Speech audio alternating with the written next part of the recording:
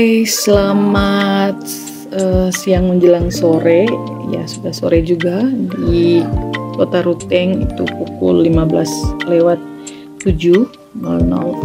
Selamat bertemu untuk teman-teman saya, follower-follower saya yang mungkin selama ini bertanya-tanya. Saya sudah jarang, kurang lebih 6 bulan terakhir ini saya jarang mengupload video, khususnya yang berkonten edukasi, atau sudah jarang live, baik juga di IG maupun di YouTube. Meskipun tetap spill dengan mengupload foto-foto kegiatan, tetapi pada akhirnya hari ini saya memutuskan untuk live. Itu karena ada alasan. Jadi sebelum sampai ke situ, tadi saya sudah katakan bahwa saya mohon maaf karena sempat sedikit absen lah dari dunia perlivean atau live streaming. Nah, jadi saya mau cerita bahwa mengapa saya kurang sering live untuk program-program saya di media sosial dan YouTube, karena kurang lebih 6-7 bulan terakhir, terhitung sejak sebenarnya bulan November 2022, itu ada hal besar yang saya lakukan. Jadi, dan mengapa hari ini baru saya bicarakan, karena saya pikir sudah pas untuk menginformasikan ini. Jadi hal besar yang saya buat sejak bulan November 2022 adalah saya mempersiapkan diri untuk mengikuti atau untuk melamar jalur beasiswa LPDP. Untuk saya ini saya ambil atau saya coba lamar itu di dari bulan November 2022 itu adalah untuk jenjang doktoral. Dan jujur di bulan November 2022 itu sebenarnya belum punya niat benar-benar untuk berpikir bahwa saya akan kuliah di tahun 2023 ini. Tapi karena saya punya teman yang juga sudah jadi award di LPDP, Bung Fenan, terus teman-teman lain, Bu Atrin, dan beberapa teman award lainnya, itu cukup mendorong saya untuk apply beasiswa ini. Jadi saya prepare dari 2022 di bulan November tersebut. Dan mengapa saya buat live hari ini, karena hari ini adalah bukan batas ya, 3 hari terakhir sebelum ditutup untuk sesi 2 beasiswa LPDP. Hai Nuresti, Kak Paul. Terus mengapa saya angkat topik ini untuk live saya hari ini, karena saya berpikir masih cukup banyak teman-teman di luar sana yang lagi berjuang untuk meng-apply beasiswa ini. Beberapa diantaranya saya dan teman-teman bantu mentoring, tetapi poin yang paling penting adalah saya ingin mengedukasi teman-teman, adik-adik kita di Manggarai Raya yang mungkin belum melek terhadap isu beasiswa yang menurut saya ini cukup besar, yang bisa diambil oleh putra-putri Manggarai Raya. Jadi itu pengantarnya. Nah, apa sebenarnya beasiswa LPDP ini? Beasiswa LPDP ini adalah beasiswa yang di bawah skema beasiswa pendidikan Indonesia yang dibiayai oleh Kementerian Keuangan Republik Indonesia untuk jenjang postgraduate atau jenjang pasca sarjana, baik itu S2 maupun S3, baik berkuliah di dalam negeri maupun di luar negeri gitu. Nah, saya terdorong untuk mau meng-apply ini. Jadi itu ya, sebenarnya memang saya punya niat sudah sejak lama dari 2016, tapi saya tidak pernah berpikir bahwa rezeki saya di tahun 2023. Dan melalui video ini saya ingin mengucapkan terima kasih kepada banyak teman-teman saya yang beberapa namanya saya sudah sebutkan tadi, yang pada akhirnya mendorong saya dan saya bisa sampai pada titik ini. Dan tadi seperti saya katakan, karena beasiswa ini untuk jenjang pasca sarjana, saya melihat sejauh ini saya sebagai awardee atau pemenang beasiswa LPDP ini dari Kabupaten Manggarai. Itu saya merasa bahwa belum cukup banyak kita orang Manggarai Raya yang melek terhadap beasiswa ini gitu. Sehingga mungkin ini siaran langsungnya agak terlambat ya, tapi nanti saya akan beritahukan kira-kira kapan timing-timing yang bisa diingat oleh kita sekalian nonton siaran langsung ini, agar mempersiapkan diri mungkin di tahun 2024 untuk apply atau melamar beasiswa ini. Jadi saya seperti saya katakan, saya menyiapkan diri untuk mengikuti beasiswa ini sejak November 2022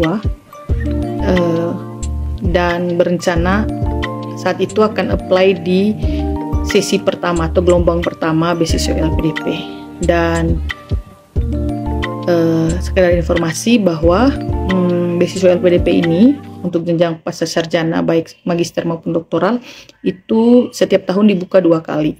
Untuk tahun 2023 itu sesi pertamanya dibuka bulan Januari, dan untuk sesi kedua dibuka bulan Juni sampai Juli ya. Jadi ada range sekitar hampir 3 minggu lebih, hampir 1 bulan untuk masa pendaftaran untuk sesi kedua. Kalau untuk sesi pertama tadi dari Januari sampai awal Februari.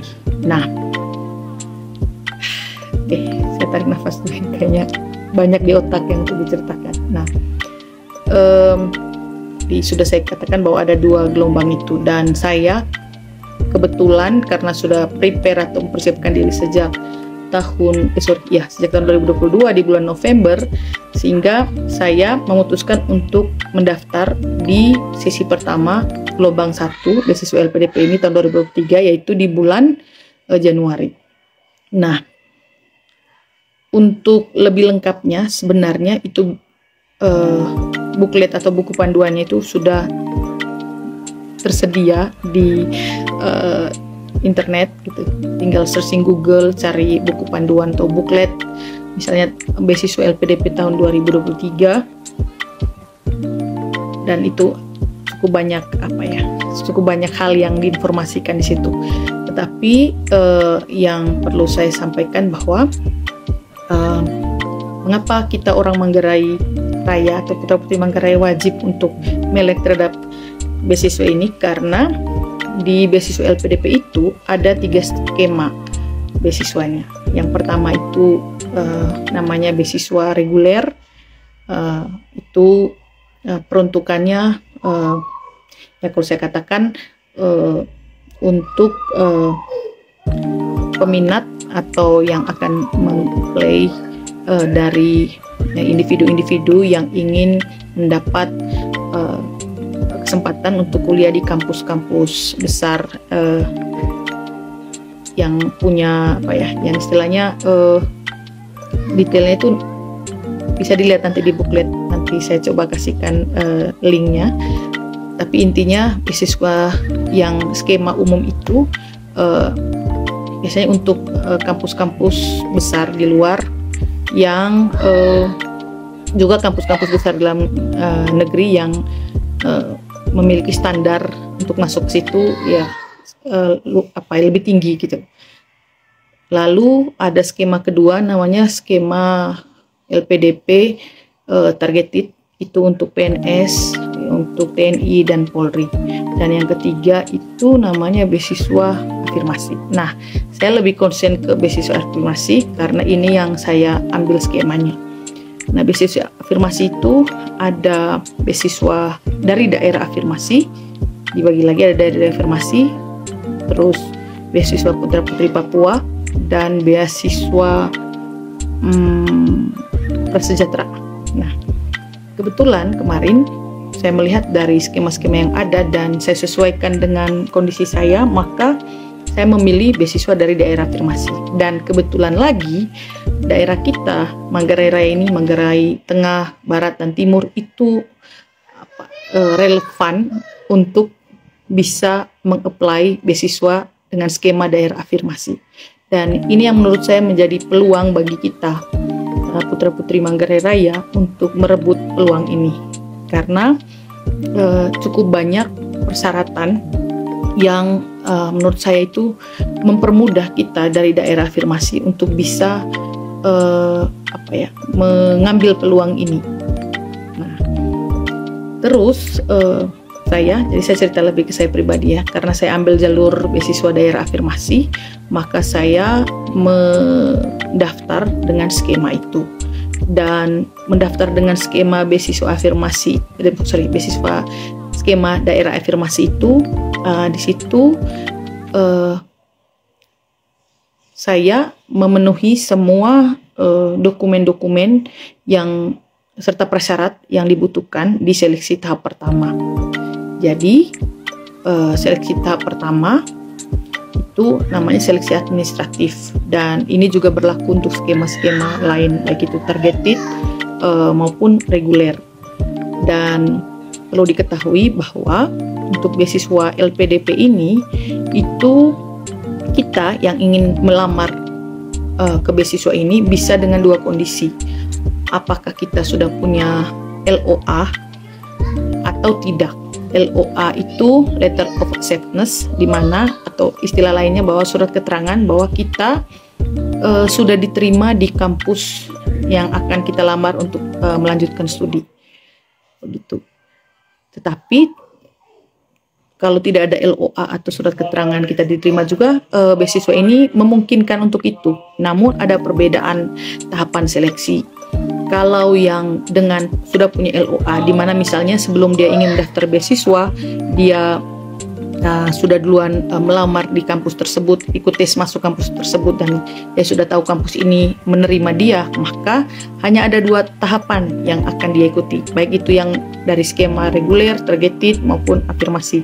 Jadi dia hanya ikut tes seleksi administratif, lalu setelah diumumkan dia lolos, karena saat pendaftaran juga dia akan memilih bahwa dia sudah punya LOA. Terus kalau sudah ada LOA, maka dia akan menunggu apakah dia lulus seleksi pertama, baru dia kalau sudah lulus dia tidak usah atau tidak perlu lagi mengikuti tes yang namanya tes bakat skolastik. Dia menunggu lanjutan tes ketiga, yaitu namanya tes substantif, di mana nanti ada wawancara bersama tim dari LPDP dan tim mitra.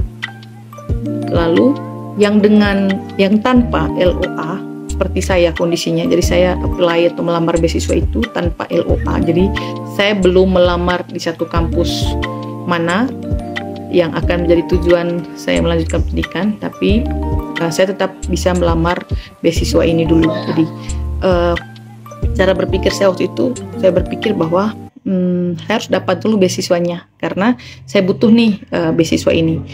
Kalau saya sudah tahu bahwa saya diterima atau dalam proses sampai ke tahapan terakhir, maka saya akan mendaftar dan mencoba untuk mendapatkan LOA.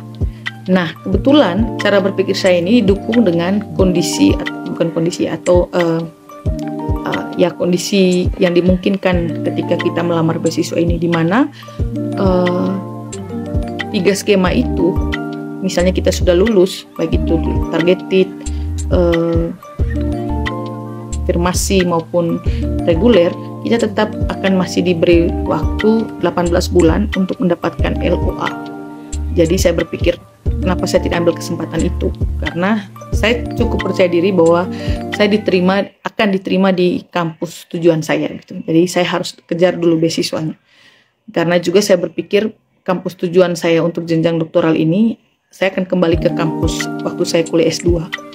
Dan karena saya punya rekam jejak yang bagus selama saya kuliah program magister itu di kampus Universitas Negeri Yogyakarta, jadi saya berpikir pasti saya akan diterima di situ. Meskipun ini memberikan konsekuensi bahwa saya harus mengikuti yang namanya tes bakat skolastik ketika saya sudah dinyatakan lulus tes administratif. Nah, berdasarkan cara berpikir seperti itu, maka ketika saya mendaftar di bulan Januari untuk tes administrasi dan menunggu setelah masa hampir 2 bulan saya dinyatakan lulus tes administrasi, maka saya melanjutkan ke tes yang berikut, yaitu tes bakat skolastik.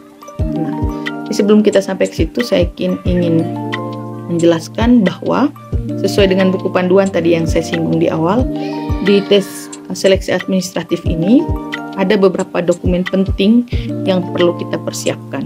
Dan saya rasa teman-teman pejuang beasiswa LPDP yang hari ini lagi sibuk-sibuknya karena 3 hari lagi tutup, mohon dipastikan bahwa dokumen-dokumen itu sudah di-upload, dan dokumen-dokumen penting itu berkaitan dengan dokumen tentang data diri kita seperti KTP, lalu ada dokumen ijazah pendidikan sebelumnya, kartu keluarga, lalu surat keterangan domisili, lalu sertifikat bahasa, dan dokumen esai diri, dan proposal penelitian. Nah, kalau untuk jenjang magister tidak diminta proposal penelitian, tapi kalau untuk jenjang doktoral itu harus sudah dipersiapkan proposal disertasinya. Nah, saya melalui itu semua, mempersiapkan itu semua. Saya nyicil untuk mengupload dokumen itu dari bulan membuat dokumen itu dari bulan November, sehingga pas bulan Januari dibuka pendaftarannya. Tapi sebelumnya, ini saya lupa bahwa sebelum saya mendaftar dan menyetor semua dokumen itu, saya terlebih dahulu membuat akun.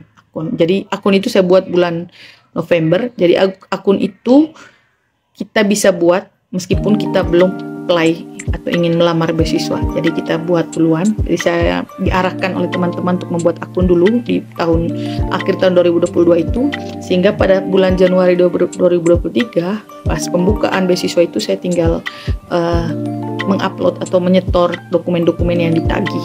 Nah, karena saya jalur beasiswa daerah afirmasi, maka dokumen yang tidak kalah penting juga itu adalah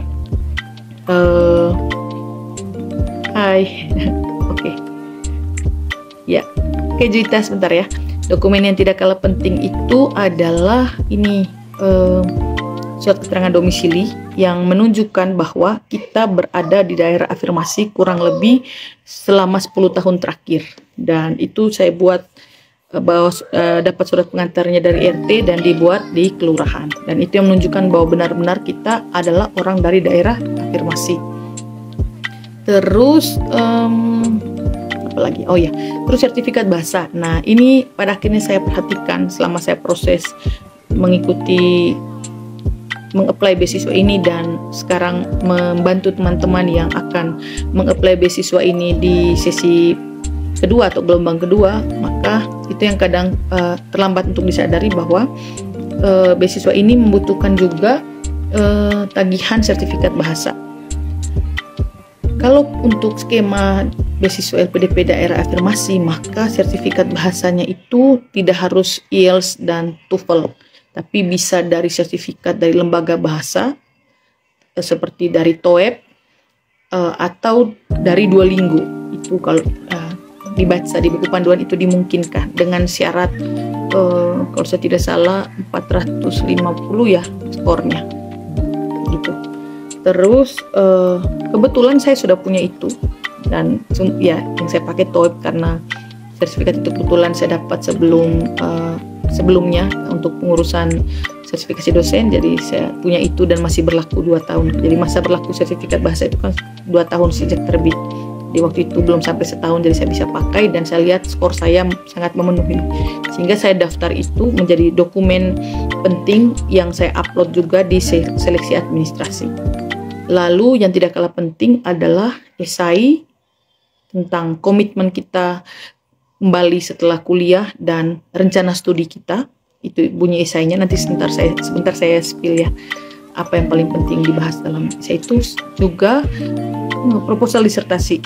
Nah, dokumen-dokumen itu saya upload di sistem, dan ketika hasil seleksi awal itu keluar, karena saya memenuhi semua dokumen itu dan pihak LPDP melihat bahwa dokumennya terpenuhi sesuai dengan yang mereka inginkan, standar mereka, maka saya dinyatakan lulus seleksi administrasi.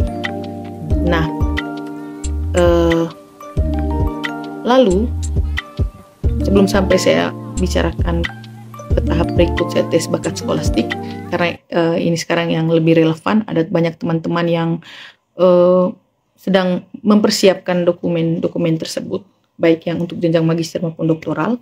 Saya ingin mengingatkan bahwa pastikan semua dokumen yang teman-teman upload itu adalah dokumen yang asli, yang unsur keabsahan dan kevalidannya tidak diragukan, khususnya ya untuk KTP, KK, dan dokumen-dokumen ijazah. Lalu yang tidak kalah penting adalah esai dan proposal. Ya, saya tidak bahas proposal karena mungkin itu hanya untuk doktoral. Tapi yang saya ingin bahas adalah bagaimana dokumen esai dari teman-teman sekalian, baik yang nanti baru berencana untuk apply beasiswa ini ataupun yang sekarang sedang mengapply. Pastikan teman-teman membuatnya dengan baik dan benar, sesuai dengan tagihan dari LPDP. Mengapa saya bilang sesuai dengan tagihan? Karena ketika saya mencoba mengapply dan membuat esai ini, saya mempelajari cukup banyak dokumen esai dari teman-teman saya yang sudah lulus, dan melihat banyak konten-konten di media sosial, di YouTube ketika membedah esai.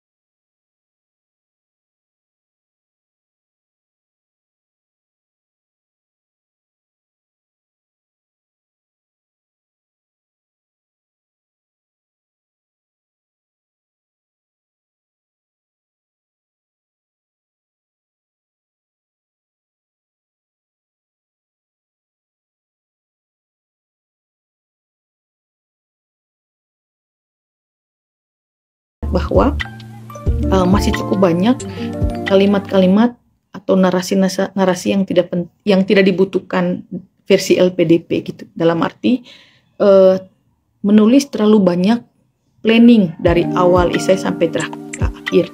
Padahal setahu pengalaman saya, karena jujur saya cukup bangga ya, karena saya baru pertama kali untuk coba LPDP ini, dan saya akhirnya bisa dapat, dan saya mendaftar untuk intake kuliah Agustus, 1 semester ganjil tahun ajaran ini, dan saya dapat peluang itu juga. Jadi saya merasa bahwa apa yang saya tulis di esai dengan konsep seperti yang saya pikirkan itu jauh lebih efektif daripada apa yang ditulis teman-teman. Jadi pastikan bahwa esai teman-teman itu lebih menceritakan tentang apa saja yang sudah teman-teman lakukan. Misalnya yang mau apply magister, berarti apa saja yang dia sudah lakukan di masa lalu saat dia menjadi mahasiswa S1, atau bahkan mungkin di spill dari SMA itu dia jadi pribadi pelajar seperti apa, dan apa saja yang sudah dia buat yang berdampak pada masyarakat. Ketika dia S1, dia sudah terlibat dalam kegiatan apa saja, mengikuti program apa saja, buat program apa saja yang memberi dampak pada masyarakat sesuai dengan kualifikasi dan kompetensinya. Dan untuk yang apply untuk jenjang doktoral, itu berarti ya selama S2 atau ada jeda antara S1 dan S2, dia sudah buat apa, dia melakukan apa saja. Dan melakukan apa saja ini,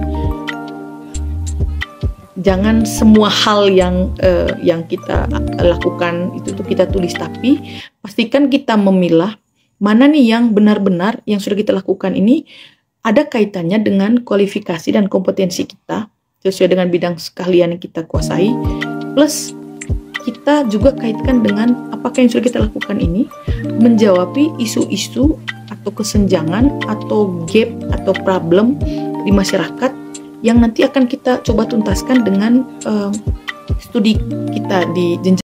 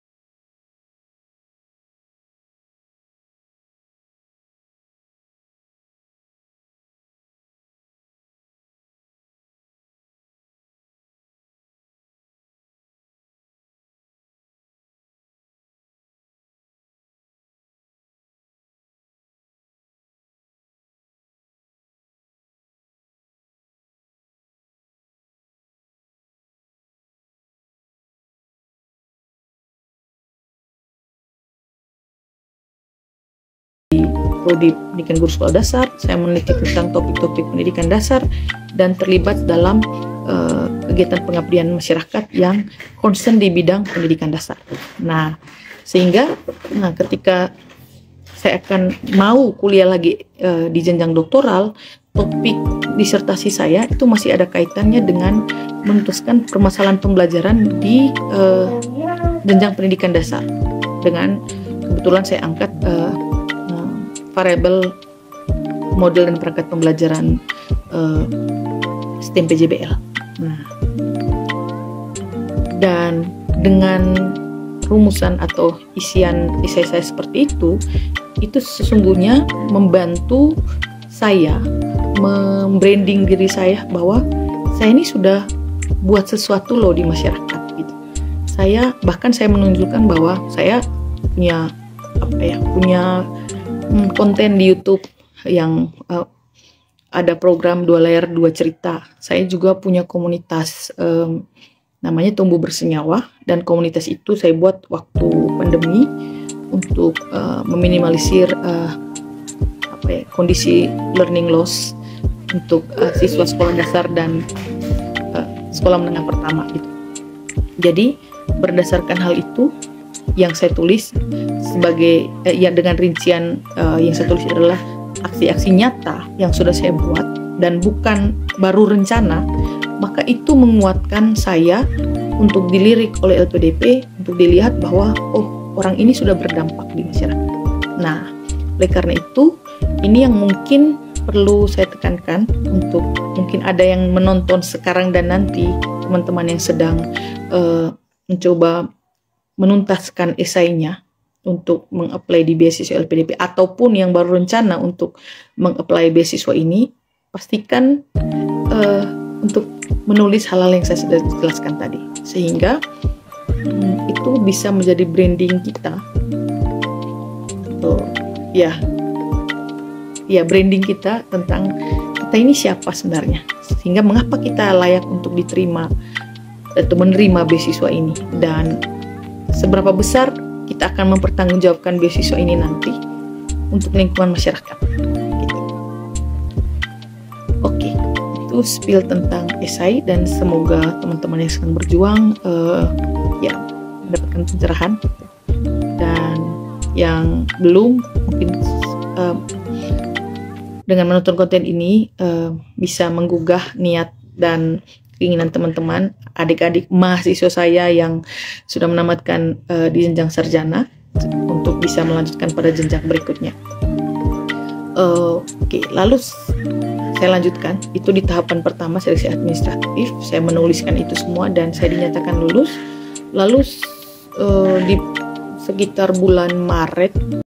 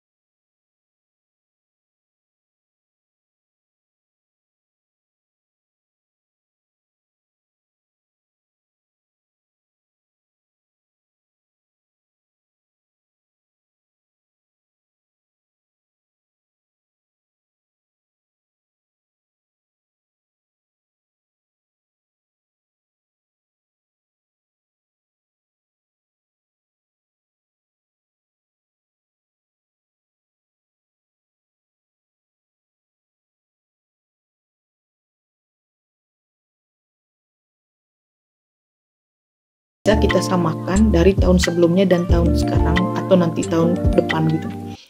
Dan untuk memastikan saya lulus tes bakat skolastik ini, ternyata passing grade-nya itu baru kita tahu sebagai kita yang akan apply setelah kita ikut tes. Jadi LPDP setelah kita ikut tes itu mereka kasih kayak Google Spreadsheet itu, kita isi berapa skor kita.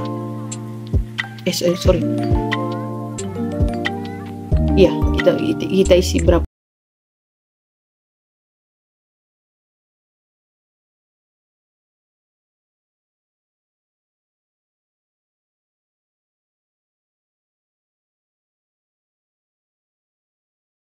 nilai kita langsung keluar, tapi kita belum bisa tahu apakah dengan nilai itu skor seperti itu kita lulus tidak di tes bakat skolastik ini. Nah, sehingga ketika kita mengisi Google Spreadsheet itu, kita taruh, kebetulan kalau saya tidak salah, skor saya itu 180 mungkin. Dan saya dengar dari informasi di tahun lalu, passing grade untuk yang targeted itu yang paling tinggi ya, itu dia di 180 sampai 200. Lalu bukan targeted, reguler di passing grade 190 sampai 200. Targeted itu di 170-an dan afirmasi itu di passing grade 150. Makanya teman yang lulus tahun lalu tuh mereka wanti-wanti kalau bisa di 150 gitu. Dan ternyata tes bakat skolastik saya melebihi dari itu. Dan saya tetap belum percaya diri untuk menginfokan bahwa saya lulus di tes ini sampai ada pengumuman resmi dari pihak LPDP. Dan ternyata begitu dilihat tahun ini tuh semua passing grade tahun ini, baik untuk 3 skema itu semuanya ternyata lebih rendah dari passing grade tahun lalu. Sehingga ada orang yang jalur reguler yang harusnya kalau ikut tahun lalu tuh dia 190 sampai 200 baru dinyatakan lulus tes kedua itu. Tapi di tahun ini ternyata passing grade-nya di 170-an, sehingga mereka yang 170 pun masuk yang jalur reguler. Ditargeted turun ke 150, lalu di afirmasi turun di 140-an gitu. Sehingga ya bisa dipastikan ya saya yang mendapat skor 180 itu ya 180 apa ya 180 pasti lulus gitu. Dan saya melewati tes kedua itu. Dan yang terakhir di bulan Mei kemarin ya, saya tidak salah, Mei, saya mengikuti tes yang namanya tes substantif. Nah, di tes substantif ini itu adalah tes wawancara. Jadi kita semua yang sudah lolos seleksi di 2 tahap itu, 2 tahap untuk yang tanpa LOA dan 1 tahap yang dengan LOA, akan berhadapan dengan tim wawancara. Dan 3 tim wawancara itu terdiri dari orang LPDP, orang dari akademisi, dan 1 dari psikolog. Nah, saya sudah diwanti-wanti dengan informasi yang saya nonton dari teman-teman bahwa kita tidak akan tahu bahwa yang mana dari tim wawancara ini yang orang LPDP, yang mana orang akademisi, yang mana orang psikolog gitu. Tapi yang perlu kita ingat adalah konten pertanyaan mereka itu adalah berkaitan dengan semua hal yang kita isi di seleksi awal, jadi seleksi administrasi. Berarti mereka akan mengulik tentang esai kita, mengulik tentang proposal penelitian kita, baik itu tesis maupun disertasi untuk S2 dan S3. Dan juga yang saya lupa, ada di seleksi pertama, seleksi administratif itu kita mengisi kayak menganalisis tentang diri kita ya, dengan analisis SWOT itu, kelebihan kelemahan kita gitu. Dan itu diulas, ditanya lebih dalam oleh tim wawancara tersebut. Dan ini juga perlu menjadi catatan untuk teman-teman yang sekarang sedang berada di tahapan seleksi administratif. Pastikan bahwa semua yang teman-teman isi, baik untuk analisis SWOT itu maupun di esai dan proposal, pastikan itu benar-benar sesuai dengan kondisi nyata untuk esai dan analisis SWOT itu. Dan juga pastikan di proposal penelitian Anda itu adalah variabelnya benar-benar Anda kuasai, lalu metodologi penelitiannya benar-benar Anda kuasai. Karena mereka atau tim wawancara di tes substantif itu akan menggali kita sedalam mungkin bagaimana penguasaan kita terhadap apa yang sudah kita tulis di awal. Halo Kakak Ulan. Oke, sehingga jangan dianggap remeh di tes awal ini, di mana tes seleksi administratif ini yang sedang teman-teman jalani, yang sedang teman-teman coba lakukan untuk seleksi tahap 2 beasiswa LPDP ini. Karena apa yang Anda tulis itu akan Anda pertanggungjawabkan di tes terakhir. Sehingga sangat disayangkan kalau misalnya kita mungkin bisa lulus di seleksi pertama dan seleksi kedua. Misalnya yang tanpa LOA tadi berarti lulus tes bakat skolastik yang sudah susah payah kita pelajari gitu, dan kita lulus, tapi kita gagal di tes substantif karena kita tidak bisa mempertanggungjawabkan apa yang sudah kita tulis. Jadi lagi-lagi mohon pastikan bahwa teman-teman membuat esai itu tadi dengan acuan yang teman-teman kuasai sambil teman-teman pelajari, dan mungkin tadi bisa dilihat juga terkait dengan cara saya menulis esai tersebut, sehingga teman-teman tidak akan kesulitan ketika di sesi wawancara tersebut, ketika mereka menanyakan apapun, karena kita sudah kuasai dan apa yang kita tulis itu benar-benar adalah hal nyata yang kita sudah buat. Saya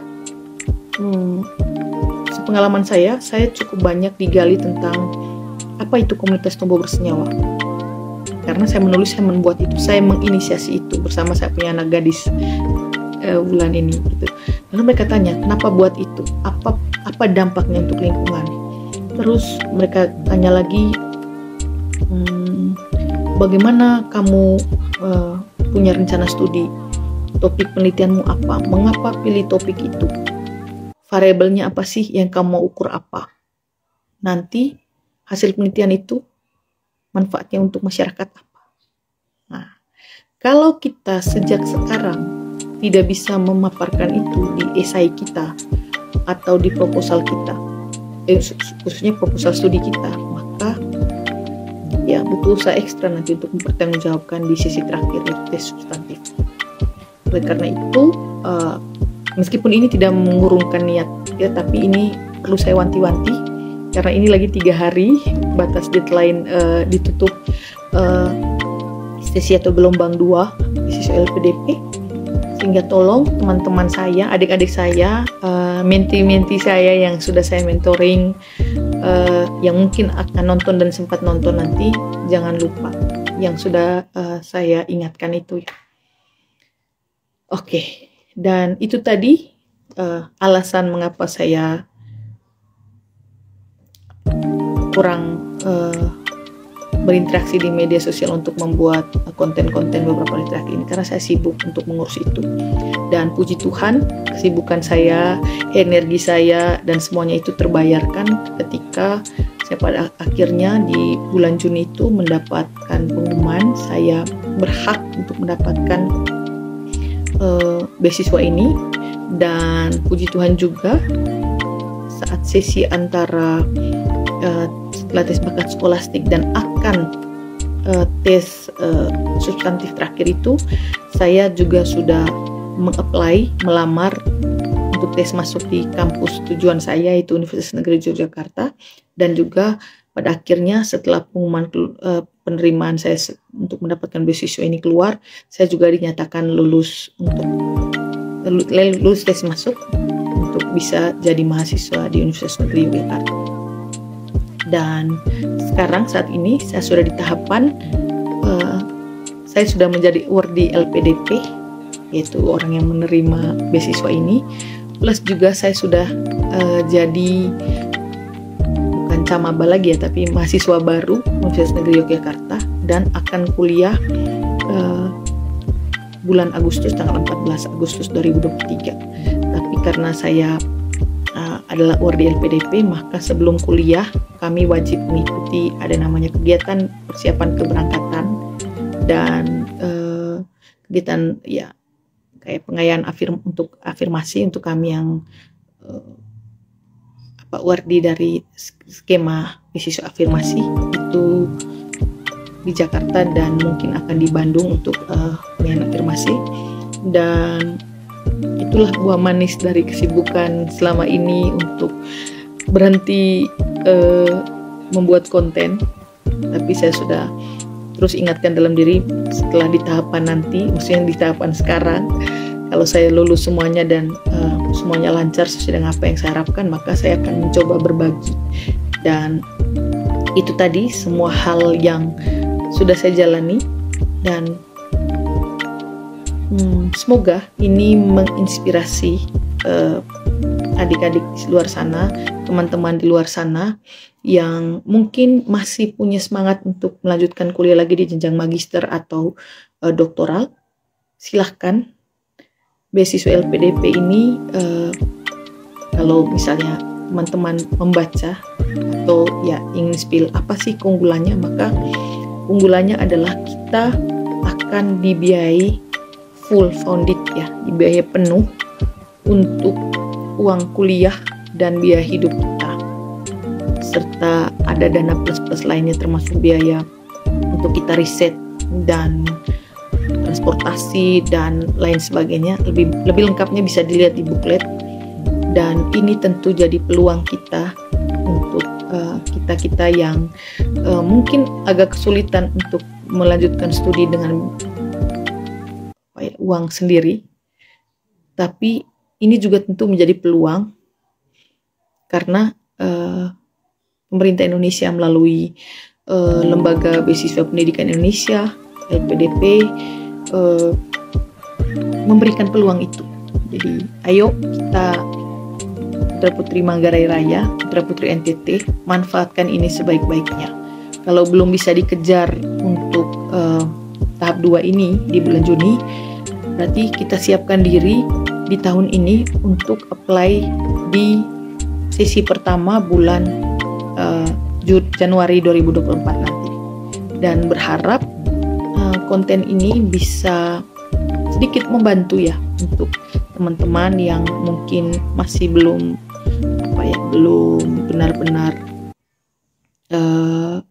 menemukan jalan untuk pingin lanjut kuliah, tapi dengan uang bukan dengan uang sendiri ya, dan beasiswa pasca sarjana, magister dan doktoral LPDP ini sangat worth it dan bisa diandalkan. Oke, itu saja yang ingin mau saya sampaikan. Mungkin ada yang mau bertanya. Tadi mantan mahasiswa saya ya, Juwita Marsil, tadi ingin bergabung. Mungkin sebelum saya tutup, mungkin ada yang mau bertanya. Kalau tidak ada yang mau bertanya, saya tutup saja. Dan selamat menyiapkan diri untuk menjadi pemburu beasiswa LPDP di tahun depan. Dan tetap semangat untuk teman-teman yang akan apply tahun ini di sesi atau gelombang kedua. Ingat, 3 hari lagi waktu tersisa. Pastikan teman-teman mengisi dengan baik semua tagihan dokumen di seleksi administratif ini. Pastikan juga esai dan proposalnya itu dilihat kembali, dan kalau sudah fix silahkan di-upload. Oke, itu saja untuk sore ini. Mohon maaf kalau kayaknya tidak terstruktur bicaranya, tapi ya saya hanya mau curhat sih sebenarnya tadi. Dan semoga ke depan saya akan lebih sering membuat konten-konten live streaming untuk berbagi cerita mengenai aktivitas saya untuk studi lanjut ke depan, dan mungkin ada hal-hal yang berkaitan dengan informasi atau hal yang berkaitan dengan lebih pada informasi tentang pendidikan, pendidikan dasar atau dunia kampus atau pembelajaran inovatif, akan saya coba sharingkan lagi. Oke, sampai bertemu. Selamat siang. Bye-bye.